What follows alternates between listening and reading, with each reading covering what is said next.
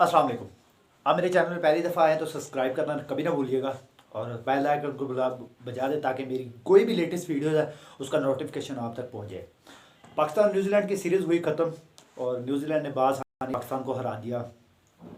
Toss जीता, बाबर ने पहले बैटिंग करने का फ़ैसला किया और जैसे शान मकसूद और बाबर आजम क्लैश कर गए थे उसके बाद लग नहीं रहा था कि पाकिस्तान एक बड़ा स्कोर बोर्ड पे लगा देगा, लेकिन फ़खर जमान ने दोबारा गेंद साबित किया कि वो बड़े मैच का प्लेयर है और बहुत अच्छी नॉक खेली और सेंचुरी स्कोर किया। उसके बाद जब उनकी चार्ज की बारी आई थी लेकिन वो थोड़ा सा अनलकी रहे कि आउट हो गए।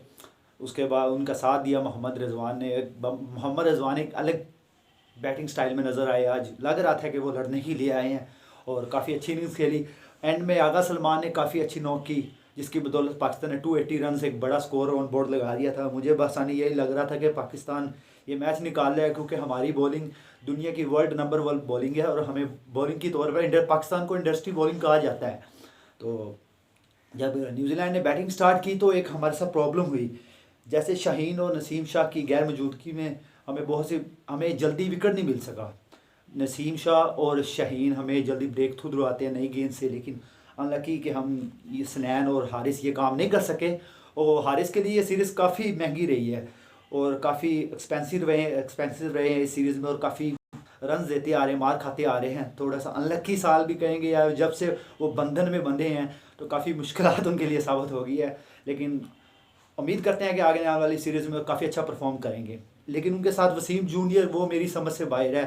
सिलेक्शन कमेटी के कुछ चंद लोग हैं जिनके वो पसंदीदा लोग ऑलराउंडर हैं, उनको वो ऑलराउंडर तस्लीम करते हैं। भाई आप उसे टेस्ट भी खिला रहे हैं, आप उसे ओडीआई भी खिला रहे हैं, आप उसे T20 भी खिला रहे हैं।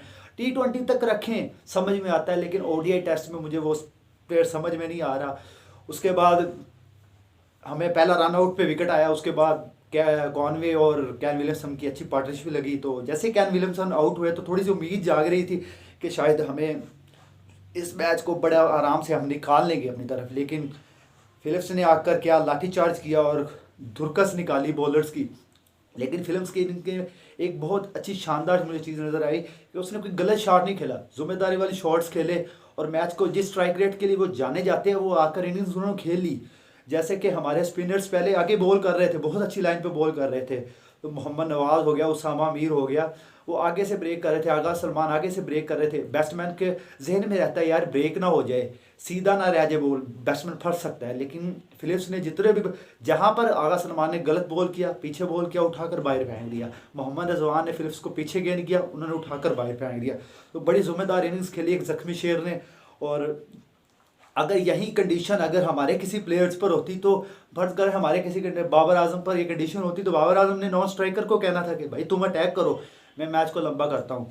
लेकिन ये चीज़ें न्यूजीलैंड में बहुत अच्छी है, उन्होंने मैच भी लंबा किए, रन्स भी किए और बहुत ही ओवरऑल उन्होंने पाकिस्तान को बीट किया और सीरीज़ को अपने नाम किया।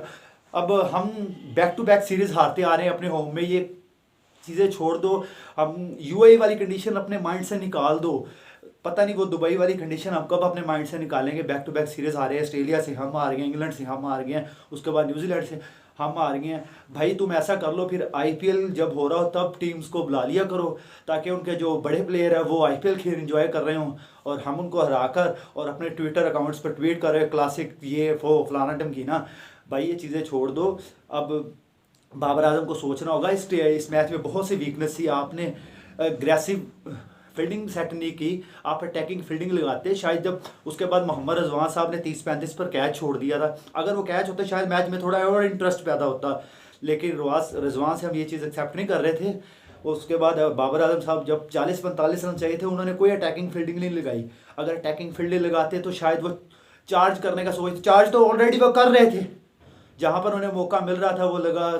लेकिन आपके लिए बहुत बहुत ही पुअर कैप्टनसी भी रही एंड में।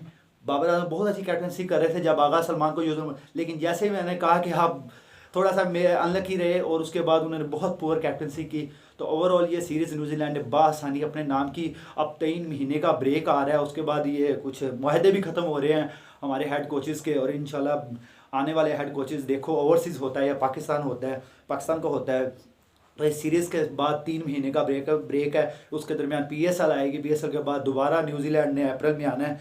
तो आई होप कि अब ये अप्रैल में मेरे ख्याल से आईपीएल भी होगा, तो यही वो अप्रैल में हरा कर तो ये बड़ा ये ट्वीट्स कर रहे होंगे, क्योंकि उनके बड़े प्लेयर सारे आईपीएल खेलने गए होते हैं। तो भाई ये चीज़ें छोड़ दो। जब ऑस्ट्रेलिया को हम ऑस्ट्रेलिया में हरा कर आ गए, तब उनके 8 से 9 प्लेयर आईपीएल खेलने गए हुए थे, और हमने यहाँ पर आके बड़े मीडिया पर कारनामे अंजाम देकर आए हैं, ये कर दिया वो कर दिया। सो पाकिस्तान को बेस्ट क्रिकेट खेलनी होगी। आगे 2023 का वर्ल्ड कप आ रहा है, एशिया कप आ रहा है, तो पाकिस्तान को ओवरऑल बहुत अच्छी क्रिकेट खेलनी होगी। तो बहुत सी मिस्टेक पर काम करना होगा हेड कोच को और टीम मैनेजमेंट को, और ये सीखना छोड़ दो कि हमारे जो सिलेक्शन कमेटी हैं, शाहिद अफरीदी साहब अक्सर मीडिया टॉक पर ये कहते हैं कि बाबर आजम सीख रहा है। बाबर आजम कब सीखेगा? बाबर आजम अभी तक सीख रहा है, उसने वर्ल्ड कप खेल लिया, उसने 50 ओवर का वर्ल्ड कप खेल लिया, उसने टी20 खेल लिया, कब तक उसने सीखना है भाई? तो लिहाजा ये एशिया कप खेल लिया, बाबर आजम को अब सीखना छोड़ना होगा, तो इस चीज़ पर काम करना होगा। ओके, अल्लाह हाफिज़।